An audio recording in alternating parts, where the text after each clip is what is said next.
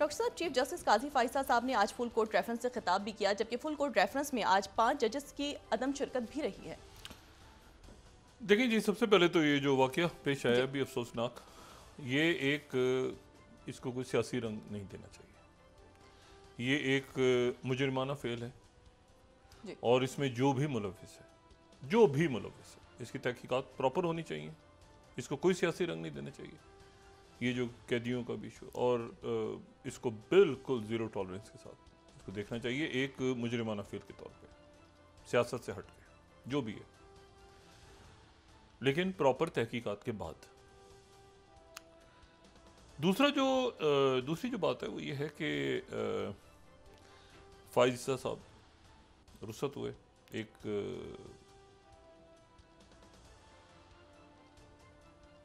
मुझे नहीं पता तारीख उनको किस तरह से याद रखेगी, लेकिन ये है कि मैं कम से कम उन गुनाहगारों में हूँ जिन्होंने खान साहब से काफ़ी मैं उलझा हमेशा कि फाइजा साहब जो हैं उनके रेफरेंस के मामले पे बहुत उलझा खान साहब से। और खान साहब का ये कहना था कि यार ये तो मुझे पता नहीं है, मैं भी नहीं चाहता कि ये रेफरेंस बने, ये तो रेफरेंस मेरे पास आया है और मैं तो खुद खान साहब भी नहीं चाहते थे। ये भी एक कमाल की बात है, खान साहब ने ये बात, और ये फाइजा साहब भी जानते हैं कि खान साहब भी नहीं चाहते थे। उनको बल्कि पता भी नहीं था कि फाइजा साहब कोई मतलब इस तरह का कोई रेफरेंस वगैरह बन रहा है। लेकिन फिर फाइजा साहब ने बहुत ज़्यादा जो है ना, एक तो होता है ना कि आप आइन और कानून के तहत करें और वो बिल्कुल मुनासिब बात है जी। लेकिन आइन और कानून से ज़्यादा अदल और इंसाफ की बात होती है। ये कागज़ के टुकड़ों में जो चीज़ें लिखी होती हैं, ये कागज़ के टुकड़े, ये मैन मेड कवानीन है, ठीक है जी। अल्लाह ताला हुक्म देता है कि अदल और इंसाफ करो। ये आर्टिकल 6 और 8 और 5 और 10 नहीं, ये कागज़ के टुकड़े। तो ये अभी क्या हुआ है, ये क्या स्यापा मचा है इस पार्लियामेंट के अंदर, तभी तय नहीं हो रहा कि आईनी बेंच कौन से बनेंगे तो क्या होगा। अदल और इंसाफ करो। और काजी साहब जो हैं वो शायद बहुत ही ज़्यादा आइन के अंदर और उसकी शिकें तलाश करते रहे, लेकिन ये है कि अदल और इंसाफ हैं, आदिल हैं। काजी, आपको जितने बड़ा ओहदा होता है उतनी ही बड़ी फिर जिम्मेदारियां भी होती हैं। तो काजी साहब, मैं नहीं समझता कि किसी भी तरह, शायद आइन और कानून के टुकड़े, पर्चों के टुकड़े वो पढ़ते रहे और उसमें तलाश करते रहे कोई चीज़। मैंने कभी किसी शख्सियत के बारे में ऐसी बात नहीं की।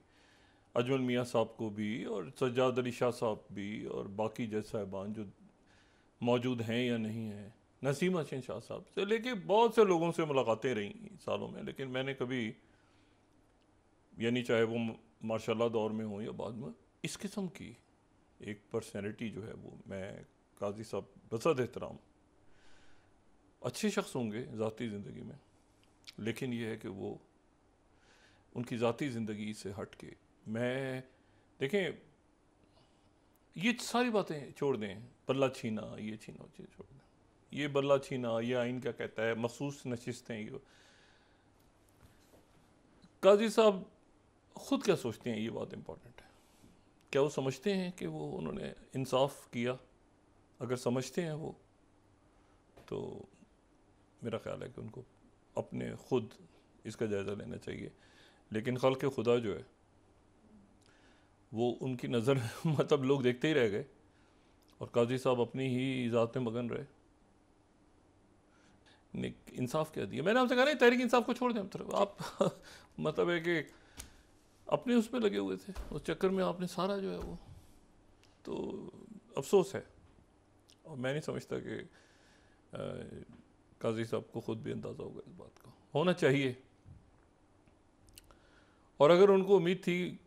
मुस्लिम लीग नवाज से या किसी और जमात से,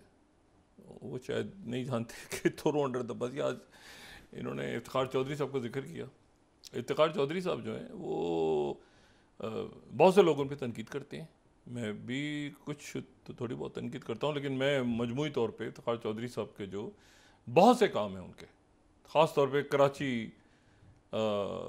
में अमन नहीं होता अगर वो सुमोटो ना लेते, और बहुत सारे वाक़यात, मैं इफ्तिखार चौधरी साहब का बड़ा कदरदान हूँ मजमूई तौर पे। वो छोड़ देंगे, उन्होंने जो है वो एक बोतल और बाकी जो केसेस और ये सारे, लेकिन उन्होंने बहरहाल एक उनकी इज्जत और दाग, अगर उनके साहबजादे मौसूफ और बाकी जो उनके साथ मामला चले वो ना होता है तो वो एक बड़ी अच्छी शख्सियत और अच्छे वो उसके साथ जाते। ये बड़ी एक दिलचस्प बात है कि थोड़े दिन रह गए थे चौधरी साहब के जाने में, इफ्तिखार चौधरी साहब के जाने में, तो नवाज शरीफ साहब खुश नहीं थे उनसे आखिरी दिनों में। ये सब एक कोई फैसला इफ्तिखार चौधरी साहब ने किया तो मियाँ साहब ने उस पर कहा कि कितने दिन रह गए, मियाँ साहब खुश नहीं थे इफ्तिखार चौधरी साहब। तो हम भी वहीं मौजूद थे आसपास कहीं, तो हमने भी सुना। तो इफ्तिखार चौधरी साहब ने बाद में ये बात बड़ी हिस्सा रहेगी कि जब जनरल मुशर्रफ ने मुल्क से जाना था बाहर और ये तय हो गया है खलीजी रियासत के साथ और उनका जहाज़ भी आ गया और सारा, और मियाँ साहब ने फिर कहा कि नहीं अभी कोई ज़रूरत नहीं है, ज़रा एक आध दिन बाद चौधरी साहब से मेरे ख्याल से गलती हुई कि उन्होंने सारा तय होने के बाद जो है ना एक फ़ाइनल टेलीफोन कर दिया मियाँ साहब को कि मियाँ साहब वो सब तय हो गया है, वो जहाज़ वाज आ गया तो खैर है। मियाँ साहब ने कहा अच्छा वो तो ठहर जाना, एक दो दिन ठहर जाओ, क्या होगा। एक हंगामा खड़ा हो गया कि भाई वो जहाज़ आ गया है और वो सारा, और ये क्या रौला पड़ा है। उसके बाद जो फिर बाद में ना, उससे पहले से और उसके बाद में भी मुशर्रफ साहब, अल्लाह ताला उनके दर्जात बुलंद फरमाए, मुशर्रफ साहब और इफ्तिखार चौधरी साहब के ताल्लुकात बड़े अच्छे हो गए थे, दोनों के ताल्लुकात बड़े अच्छे हो गए थे। और फिर जो मुशर्रफ साहब के बाहर जाने का जो लीगल सारे मामला थे ना, लीगल मामला यानी कानूनी मामला, नवाज शरीफ साहब जानते हैं उन्हीं के दौर में,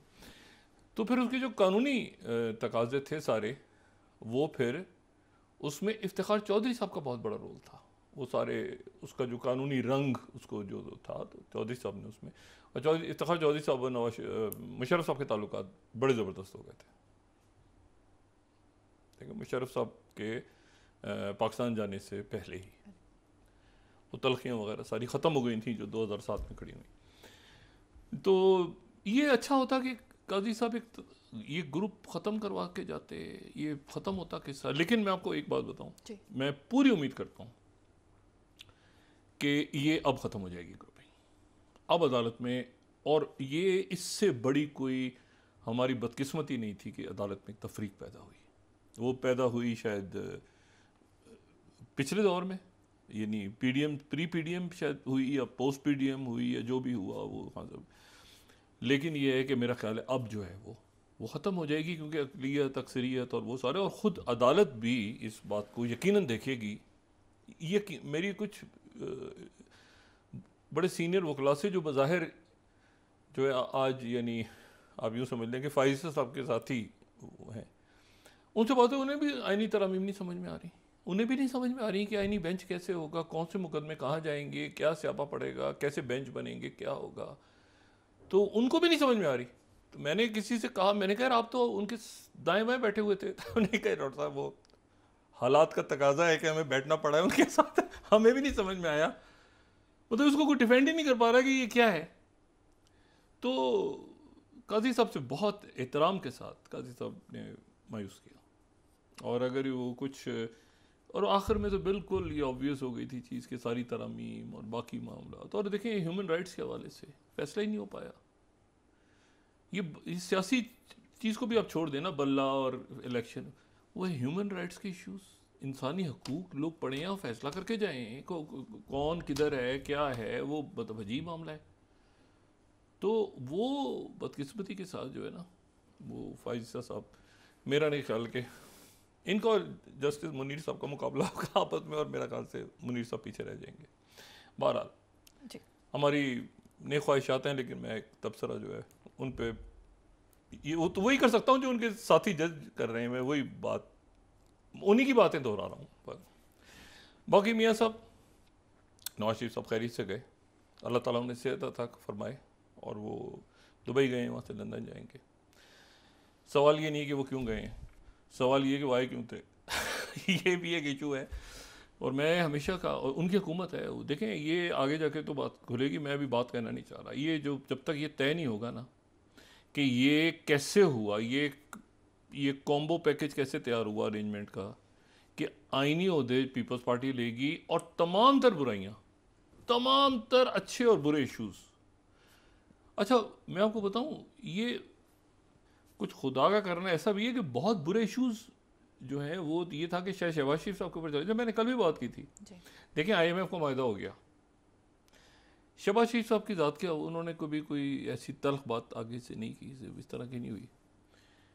बाकी कुछ लोग उनके जो हैं वो मतलब है कि अपने आप को शहबाज शरीफ साहब से अभी आगे समझते हैं, उनके रुफा का कुछ बड़े मुनासिब हैं, उन्होंने अपने आप को बड़ा दूर रखा। और मैं राना सनाउल्लाह साहब की गुफ्तगू कल सुन रहा था, तो उन्होंने भी बहुत, हालांकि देखें मैंने वही कहा ना कि अब ये हमारे सीनियर लोग हैं सियासत में, उन्होंने बड़े बैलेंस बात रखी, उन्होंने कभी उन्होंने बात की, कभी वो पीछे हटे, कभी आगे पीछे, सियासी बात उन्होंने की। लेकिन ये है कि ये जो अब ये जो गुत्थियाँ अदालत की हैं, ये मैं आपको बताऊं ये अब नहीं होगा, ये आपको कोई ग्रुपिंग, ये थोड़े दिनों में होगा। एक जज ने दूसरी बात की, उसने अच्छा इख्तलाफी नोट, तो आपको पता है इख्तलाफी नोट बड़े ज़बरदस्त होते हैं। इख्तलाफी नोट जो है ना, कई दफ़ा मैं तो ज़ाहिर है कि लॉयर ये होने कई सालों से मैं फैसले से ज़्यादा इख्तलाफी नोट पढ़ता हूँ, क्योंकि इख्तलाफी नोट में वो नुक्ते आपको पता चलते हैं कि जनाब एक इंडिपेंडेंट माइंड से के साथ किसी ने इख्तलाफी नोट लिखा है। इख्तलाफी नोट के भाई सारे जज साहिबान एक बात कर रहे हैं, और एक जज साहब ने, जैसे याहिया अफरीदी साहब, इख्तलाफी नोट को फिर आपको रीज़न समझ में आता है ना कि भाई एक मिनट हट जाओ, ये अच्छा इसमें ये नुक्ता इसमें ऐसे है, ये नुक्ता ऐसे है, ये इस तरह से बात होती है, अच्छा ऐसे ये बात भी निकलती है, ये एंगल भी इसका निकलता है। मतलब ये नहीं कि वो कॉपी पेस्ट नहीं हो रहा, मतलब एक फैसले जो है ना इख्तलाफी नोट, चाहे वो अकलियत में क्यों ना हो,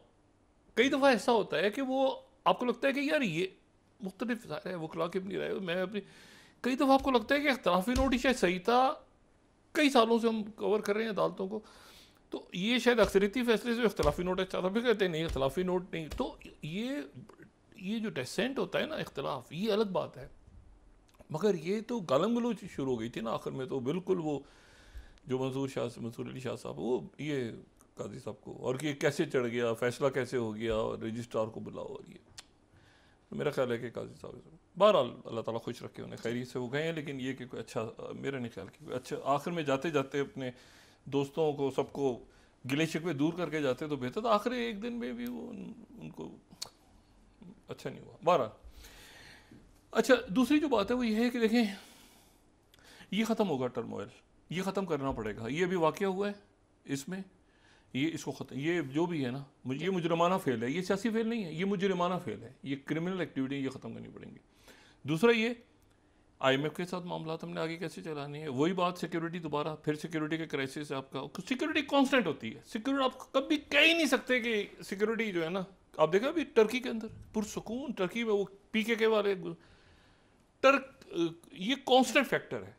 हर मुल्क का कि वहाँ पे दहशतगर्दी और कोई जराइम पेश आना से, तो वो तो कांस्टेंट आपने उधर रखना है, और उसकी शक्लें बदल गई हैं। मुझे नहीं पता अब कभी ISPR के DG ISPR साहब के साथ या बाकी किसी शख्सियत के साथ मुलाकात हुई तो मैं उनसे पूछूंगा कि ये जो जंगें हैं जो इस वक्त हो रही हैं, तो इसमें तो ये तो बिल्कुल नई शक्ल की हो गई हैं जंगें, ये तो इसमें कैसे कमिंग डेज में आप देखें ना कि यानी जो यूक्रेन की जंग हो रही है, या जो गज़ा में जाहिरियत है, या जो रेड सी में हो रहा है, बाकी तो उसमें तो बिल्कुल एक शक्ल ही आने वाले दिनों के अंदर। अच्छा आर्टिलरी को आप छोड़ नहीं सकते क्योंकि वो आपकी स्ट्रेंथ है। उसके बाद ये है कि समंदरों की जंग है सारी। अच्छा आपके पास समंदर भी हैं, आपके पास जो है वो ज़मीन भी है, शुक्र है खुदा का, फिर आपके पास जो है वो फ़ज़ाइया भी, लेकिन उसकी जो आगे अच्छा वो उस वक्त होगा जब अवाम और मैं तो ये फौज अवाम वाला चक्कर नहीं चलाता, सारे पाकिस्तानी हैं। वो कैसे सारे मिलके, और सोशल, इतना सोशल अनरेस्ट अगर हो और एक एलीट या बदमाशिया बैठी हो और वो जनाब मस्त, उनको पूछने वाला कोई ना हो, तो ये मेरा ख्याल है कि ये सारा आने वाले दिनों में ये ठीक होगा इंशाल्लाह, और